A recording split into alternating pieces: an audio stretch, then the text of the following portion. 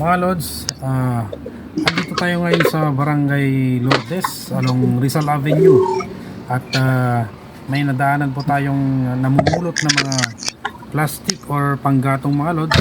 Ayan, inabangan po natin mga Lods para Anong hinahanap mo, Koy? po natin ng bigas galing kay Mr. Peter Hong ng Anong kinakalkal mo dun, Koy? Pag-asa mga Lods. Yan. Ano pong kinakalkal mo Ingat po dyan? tayo lagi and God bless po. Ano hinahanap mo? Ha? Nangangahoy ka, Koy. Taga saan ka, Koy? Saan? Customer type. Dito lang, Koy. Ano yan, panggatong? Batang ko eh. Oo. Ako na ka. Anong trabaho mo, Koy? Sa paggawa ng mantin. May asawa ka? Wala po. Wala pa asawa? Anak? Wala po. Ilan kayo sa isang bahay? Tatlo. Tatlo kayo sa isang bahay. Oo. Nakikitira po ako sa kapatid ko. Pare! Gusto ko sa'yo, pare. Pare. Nakita ko kasi namumulot ng mga kahoy eh. Oo nga eh. Oo. Ayos yan. Ayun kayo na.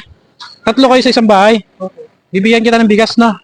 Ito, binigay nung kumpare kong Koreano.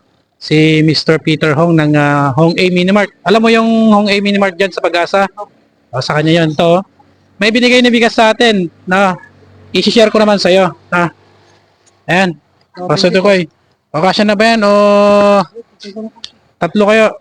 Tatlo lang kayo doon. Sino yung mga kasama mo doon ko eh? Kapatid ko po. Kapatid mo sa yung May asawa. masawa. Yan. Pagdagdagan ko na lang, Koy, na. Yan.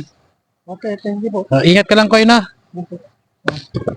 Kung dyan, magpaalam ko na na yung may-ari dyan, baka pagalitan ka, no? Babandala ko. Oo. Nay, Koy, ingat ka na. Okay, Ingat. Pare. pare. Kung sa?